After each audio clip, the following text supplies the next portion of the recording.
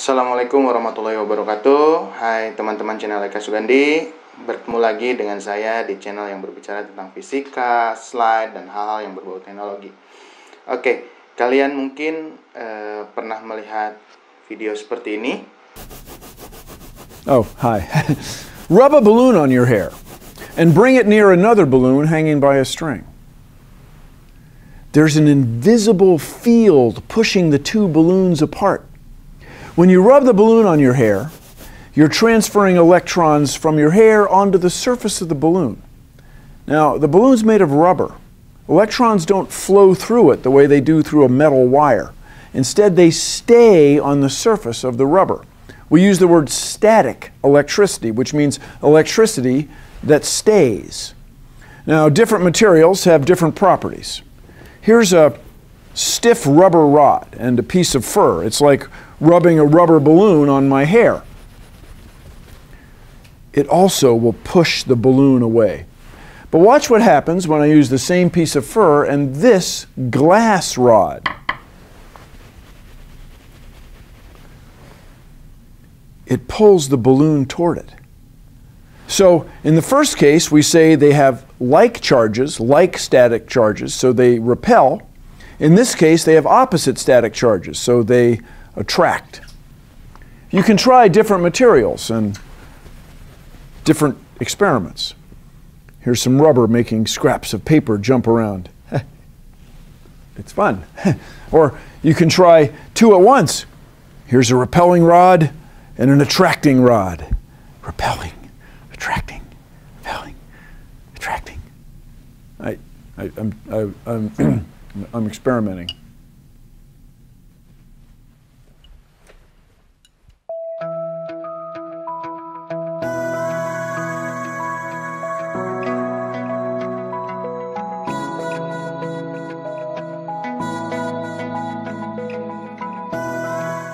Oke, teman-teman channel Eka Sugandi, kali ini kita akan berbicara di video ini. Kita akan membahas tentang listrik statis, atau dalam literatur atau e-book atau buku yang berbahasa Inggris, biasanya judulnya adalah Electric Charge and Electric Field. Kalau dalam bahasa Indonesia, elektrostatik atau listrik statis.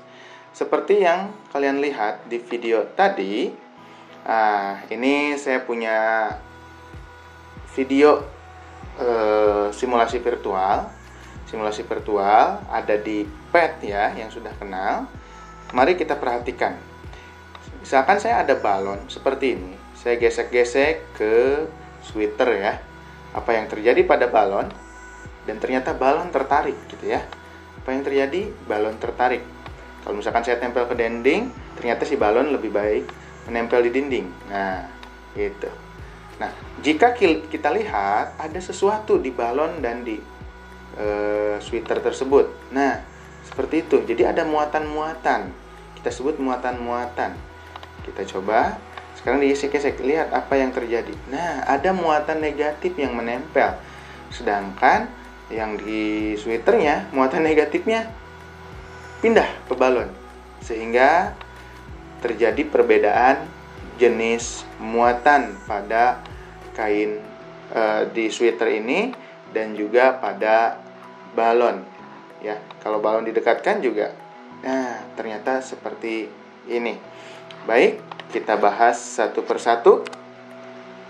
Yang pertama, ada alat yang namanya elektroskop. Elektroskop ini adalah alat untuk mengetahui apakah suatu benda bermuatan listrik atau tidak ya. Seperti pada video animasi ini ya. Bisa diperhatikan ya. Oke, seperti itu. Apabila sebuah benda bermuatan listrik didekatkan pada elektroskop, maka elektron pada bola konduktor akan bereaksi sesuai dengan jenis muatan yang didekatkannya. Nah, bendanya didekatkan tuh, bendanya bermuatan negatif, elektroskop, sehingga yang negatifnya pada menjauh. Sehingga akhirnya muatan negatifnya pada turun ke bawah. Akhirnya katup di bawah di elektroskop itu muatannya negatif sehingga berjauhan. Pada contoh, jika muatan negatif yang didekatkan, maka elektron akan bergerak dari ujung bola ke keping, sehingga kedua keping menjadi bermuatan negatif. Akibat terjadi gaya tolak-menolak pada kedua keping sehingga kedua keping terbuka. Itu contoh atau penggambaran dari sebuah elektroskop. Bagaimana cara membuat menyentuhkan benda, memberikan muatan pada suatu benda?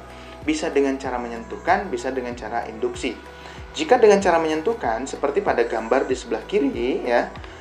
Yang pertama, bendanya, konduktor bermuatan negatif didekatkan pada elektroskop. Elektroskop ini bermuatan netral, ya. Kemudian terjadi perpindahan elektron dari benda ke elektroskop, ya, karena disentuhkan sehingga seperti di gambar B ini, yang ini, ya, terjadi perpindahan elektron dari benda ke elektroskop. Elektroskop menjadi bermuatan listrik negatif.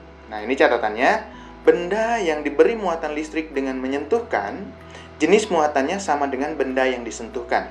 Jadi benda yang diberi muatan listrik dengan menyentuhkan, jenis muatannya sama dengan benda yang disentuhkan.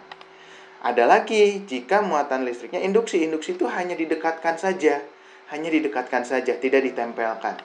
Ya, induksi elektrostatika adalah pemisahan muatan-muatan pada sebuah benda oleh adanya benda lain yang bermuatan. Benda yang dimuati listrik secara induksi, jenis muatannya berlawanan dengan jenis muatan benda yang menginduksi. Nah, ini pada gambar ini, pada animasi ini, pada saat benda bermuatan listrik didekatkan pada sebuah benda netral, terjadi pemisahan muatan benda netral tersebut. Ujung benda netral yang didekatkan dengan benda penginduksi bermuatan sama dengan benda yang menginduksi. Ya, bila benda tersebut dihubungkan ke bumi, misalnya dengan sentuhan, terjadinya pemindahan elektron dari atau ke bumi melalui tubuhnya. Gitu ya. Setelah benda bermuatan dijauhkan, benda menjadi kekurangan atau kelebihan elektron, sehingga benda netral menjadi bermuatan listrik. Kurang lebih seperti itu. Jadi pemberian muatan pada elektroskop bisa secara sentuhan, bisa juga secara induksi. Kalau sentuhan, benda yang disentuhkan dengan elektroskop muatannya menjadi sama. Tapi kalau misalkan diinduksikan, seperti pada video animasi ini. Selanjutnya, muatan listrik. Dari tadi kita berbicara tentang muatan listrik. Saya menyebutkan muatan listrik. Apa itu muatan listrik? Muatan listrik di zaman Benjamin Franklin, muatan listrik disebut sebagai fluida kontinu. Jadi dianggap seperti fluida muatan itu. Namun ketika ada percobaan Millikan, era Millikan, yang dikenal dengan tetes minyak Millikan, ya, melakukan eksperimen tetes cairan tadi, minyak, ya, diperoleh bahwa muatan listrik itu terkuantitasi, ya, bisa dihitung gitu ya, terkuantitasi, yaitu mempunyai kelipatan dari sesuatu. Nah, sesuatunya ini disebut dengan muatan elementer E. Nah, jadi muatan ini adalah kelipatan bulat, ya, kelipatan bilangan bulat dari muatan elementer E. Artinya kalau ada muatan itu ukurannya pasti 1E, 2E, 3E. Nggak boleh 1,5E, nggak boleh 3,5E, nggak boleh 1/4E. Harus bilangan bulat. 1725E boleh? Boleh. Yang penting kelipatan bulat. Tapi 1725,3 itu nggak boleh. Ya, kelipatan dari E. Ya. Satuan muatan adalah coulomb. Ya, tulisannya coulomb, tapi dibaca coulomb. Ya. 1 coulomb adalah banyaknya muatan yang mengalir per satuan luas dalam 1 detik jika arus yang mengalir sebesar 1 ampere. Lalu besar muatan 1E itu berapa? 1,6 kali 10 pangkat min 19 coulomb. Ya. Selanjutnya, dari muatan-muatan tadi seperti balon pada sweater, terjadi interaksi. Ya, tarik menarik. Bisa saja sih balon mungkin dengan balon lagi bisa terjadi tolak menolak, ya. Tolak menolak itu ketika jenis muatannya sama, tapi tarik menarik ketika jenis muatannya berbeda. Nah, interaksi tarik menarik, tolak menolak itu kan terjadi gaya. Nah, gayanya ini disebut dengan gaya listrik atau juga gaya Coulomb yang diambil dari hukum Coulomb, Coulomb's law, ya, hukum Coulomb. hukum Coulomb. Nah, kita lihat, perhatikan pada video simulasi dari PET ini, ya. Perhatikan garis yang ini, ya, garis yang ini. Yang pertama, jika kita ambil saja misalkan ini di 0, ya. Semakin didekatkan, garisnya semakin panjang, artinya gayanya semakin besar. Semakin dijauhkan, lihat, perhatikan, garisnya semakin kecil. Ya, artinya semakin dijauhkan, semakin kecil gayanya. Artinya gaya dengan jarak ini berbanding terbalik, ya. Oke, berbanding terbalik. Kemudian, kalau misalkan ini jaraknya 5 cm, salah satu muatan saya tambahkan. Nah, ketika muatannya ditambah, ternyata garisnya nambah panjang. Oke, kita dekatkan biar agar terlihat panjang di 2 cm. Ketika muatannya dikurangi, ternyata garisnya semakin pendek. Artinya, gaya dan muatan itu berbanding lurus. Muatannya semakin besar, gayanya semakin besar. Muatannya semakin kecil, gayanya juga semakin kecil. Kalau tadi jarak, semakin jauh, semakin kecil, semakin dekat, semakin besar, berbanding terbalik. Jika lihat dari gambarnya, ini kalau kata Coulomb itu berbanding terbalik dengan jarak kuadrat, ya, dengan kuadrat jarak. Oke. Sekarang kita lihat selanjutnya. Ya. Nah, ini perhatikan, ini gayanya. Nah, semakin dekat, gayanya semakin besar, ya.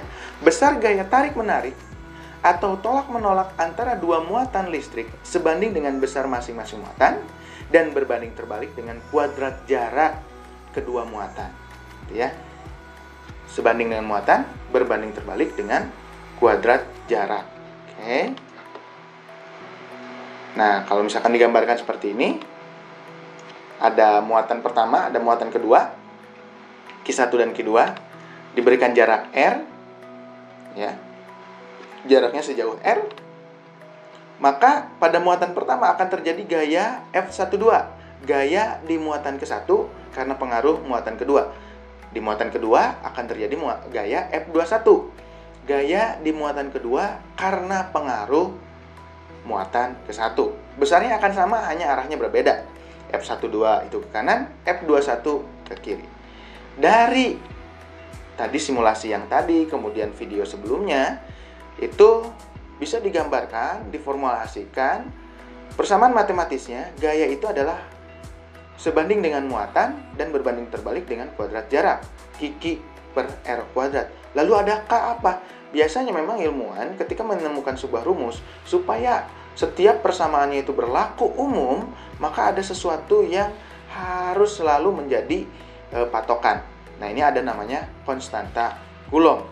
Yang besarnya adalah 9 kali 10 pangkat min 9 Newton meter kuadrat per Coulomb kuadrat. Ya. Jadi gaya interaksi antara muatan tersebut disebut dengan gaya Coulomb. Interaksi di sini bisa tarik menarik, bisa tolak menolak.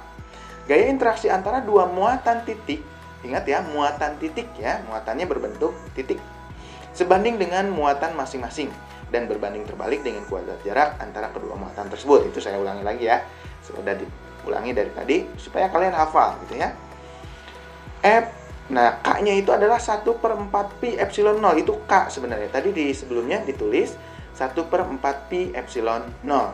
Q1 Q2 per R kuadrat. Maaf, ini Q1 per Q2 per R kuadrat gitu ya. Dengan F-nya adalah gaya Coulomb, satuannya Newton. Q muatan listrik, satuannya Coulomb. R jarak antar muatan, satuannya meter. Kemudian epsilon 0 adalah permitivitas vakum. Permitivitas. Nah, permitivitas ini konstanta yang berhubungan dengan kelistrikan lah ya, sederhananya gitu. Itu besarnya 8,85 kali 10 pangkat min 12 Coulomb kuadrat per Newton meter kuadrat. Dan K adalah konstanta Coulomb, 9 kali 10 pangkat 9 Newton meter kuadrat per Coulomb kuadrat. Nah, itu ini per Coulomb kuadrat ya, mohon maaf. Itu adalah hasil dari 1/4 pi epsilon 0, hasilnya adalah K. Oke. Ada beberapa catatan penting yang harus kita ingat berkaitan dengan persamaan sebelumnya ya. Berkaitan dengan persamaan hukum Coulomb, persamaan gaya Coulomb. Persamaan hanya berlaku untuk muatan titik, catat ya, hanya untuk muatan titik, hanya partikel. Bukan muatan yang sepaket, satu bola, satu baju gitu, bukan, tapi muatan titik. Tetapan pembanding diambil berbentuk 1/4pi epsilon 0 agar rumus yang diturunkan dari persamaan di atas tidak mengandung faktor 4pi ya, sehingga dijadikan K supaya tidak ada 4pi-nya gitu ya. Bentuk hukum Coulomb dengan tetapan pembanding 1/4pi epsilon 0 ini berlaku jika menggunakan sistem satuan MKS. MKS itu meter kilogram sekon ya, bukan CGS atau standar satuan internasional SI. Persamaan hanya berlaku di vakum, makanya epsilon 0, maka persamaannya hanya berlaku di udara vakum ya. Oke. Kemudian jika jumlah muatan lebih dari 2 yang berinteraksi, maka berlaku prinsip superposisi atau dijumlahkan, yaitu gaya pada muatan 1 F1 oleh beberapa muatan adalah superposisi gaya interaksi antara muatan 1 dengan masing-masing muatan. Penjumlahan ini tentu saja penjumlahan berupa vektor. Kalau terjadi sudut ya dihitung dengan secara vektor. F1 sama dengan F12 ditambah F13 ditambah F14. Artinya gaya di muatan 1 itu adalah jumlah dari gaya di muatan 1 karena pengaruh muatan 2, gaya di muatan 1 karena pengaruh 3, gaya di muatan 1 karena pengaruh muatan 4, dan seterusnya. Dengan F12 seperti yang saya sebutkan tadi adalah gaya yang bekerja pada Q1 karena pengaruh muatan Q2. Persamaan 2 hanya berlaku jika interaksi tidak saling mengganggu, yaitu posisi muatan dianggap tetap, jadi tidak geser gitu ya, dianggap tetap. Kemudian selanjutnya ada yang namanya medan listrik, electric field. Kalau saya ibaratkan seperti ketika kita goreng ayam di dapur. Nah, wilayah di luar nih akan tercium wangi goreng ayam. Nah, wangi goreng ayam ini itu adalah wilayah wangi goreng ayam. Nah, tempat-tempat yang masih kecium wangi goreng ayamnya disebut dengan medan wangi goreng ayam. Nah, dengan analogi seperti itu, maka medan listrik adalah wilayah atau tempat yang masih dipengaruhi oleh suatu muatan listrik. Ya. Medan listrik adalah ruang di sekitar muatan listrik ya, seperti yang saya sebutkan tadi, wilayah atau tempat yang masih dipengaruhi oleh muatan listrik. Jika sebuah muatan uji, nah ini muatan uji ini dianggap selalu bermuatan positif, ditempatkan dalam ruang di dekat tongkat bermuatan, maka sebuah gaya elektrostatis akan bekerja pada muatan uji tersebut. Jadi si muatan ujinya itu sama seperti hidung kita mencium wangi goreng ayam. Ya, ada ataupun tidak ada hidung kita, wangi tetap ada gitu. Hanya hidung kita itu sebagai penguji. Kalau dekat dapur ya wangi banget gitu kan. Kalau misalkan di luar rumah mungkin berkurang wanginya. Nah, ada ataupun tidak ada hidung kita, kadar wanginya itu akan sama. Begitupun dengan muatan di suatu titik di wilayah tersebut, ada ataupun tidak ada muatan uji di suatu tempat, maka pengaruhnya akan tetap sama di titik tersebut. Nah, muatan uji ini hanya untuk mengetahui seberapa besar pengaruh di titik tersebut. Ya. Nah, lihat pada simulasi PET ini. Nah, di sini ada muatan positif. Nah, semakin jauh pengaruhnya semakin lemah. Yaitu kita buat sensor. Ya, sensor ini muatan uji, dia positif. Di sini ternyata kalau ada muatan uji, maka akan ada medan magnet sebesar ini, lihat tanda panahnya, dan arahnya menjauh. Kalau didekatkan, maka pengaruhnya semakin besar, arahnya semakin menjauh. Kemudian kalau ada lebih dari satu muatan, maka saling mempengaruhi. Sehingga ini ternyata tertarik ke sana, ya. Dan seperti itu. Bagaimana kalau misalkan diberikan muatannya lebih lagi seperti ini? Nah, akan ada suatu titik yang ternyata pengaruhnya 0 karena saling menghilangkan. Ini contoh. Nah, garis-garis ini disebut dengan garis medan magnet, gitu ya. Oke, itu sebagai contoh dari simulasi ini, ya. Jadi kuat medan listrik itu sebenarnya adalah vektor gaya Coulomb yang bekerja pada satu satuan muatan yang terletak pada titik dalam medan gaya. Itu sederhananya F dibagi Q. Tadi F-nya adalah kaki Q per R kuadrat dibagi Q, sehingga tinggal E sama dengan K per R kuadrat. Dengan Q muatan sumber, Q0 muatan uji, satuan buat medan listrik adalah Newton per Coulomb. Bagaimana muatan lebih dari 1? Ya berlaku dijumlahkan kalau lebih dari 1 ya. Kalau lebih dari 1, E1 tambah E2 tambah E3 dan dijumlahkan secara vektor juga ya. Kalau membentuk sudut ya dihitung secara vektor, dicari resultannya. Kalau muatannya kontinu ya, muatan kontinu yaitu E adalah integral dE. Dan tadi saya sempat singgung juga tentang garis gaya ya.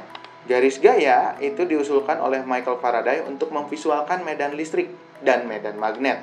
Ya, nanti ada medan magnet. Dan garis gaya adalah garis hayal yang ditarik sedemikian hingga arahnya di sembarang titik sama dengan arah medan di titik yang bersangkutan. Tadi sudah sedikit ya. Nah, ini arah medan listriknya. Kalau misalkan ada yang muatannya ini, nah ini ada, kalau dihubung-hubungkan, nah inilah adalah garis-garis medan listrik. Seperti itu ya. Konsep garis gaya seperti itu. Hubungan garis gaya dengan medan listrik. Jadi garis singgung pada sebuah garis gaya atau garis lengkung pada setiap titik memberikan arah E di titik tersebut. Jumlah garis gaya ya, jumlah garis gaya digambarkan sebagai banyaknya garis persatuan luas yang tegak lurus pada garis-garis tersebut. Dan jumlahnya itu sebanding dengan besarnya medan listrik. Nah, ini kalau ada muatan positif, dia arah garis gayanya keluar. Kalau negatif, itu arah garis gayanya masuk menuju negatif. Tapi kalau ada negatif dan positif, ini seperti yang di tengah-tengah, gambar B, ya, dari positif ke negatif. Dan kalau misalkan muatannya sejenis, misalkan positif dengan positif, sama-sama keluar dan tidak ada yang saling mendekati, tidak ada yang bersambung, tidak ada yang beririsan. Kalau negatif dengan negatif, masuk juga, tapi kurang lebih mirip seperti ini. Hanya tanda panahnya masuk ke negatif. Oke, itu saja materi kita hari ini. Lumayan panjang videonya. Semoga kalian bisa belajar dengan baik. Untuk contoh soal dan latihan soal bisa dicari di video yang lainnya. Mungkin saya juga akan buat di video selanjutnya. Itu saja. Selamat beraktivitas. Terima kasih sudah menonton dari awal sampai akhir. Semoga kalian bisa memahami atau bisa mengambil manfaat dari video pembelajaran kali ini. Itu saja. Tetap semangat. Terima kasih. Jangan lupa di like, di share, boleh juga di subscribe untuk teman-teman yang belum subscribe. Itu saja. Assalamualaikum warahmatullahi wabarakatuh.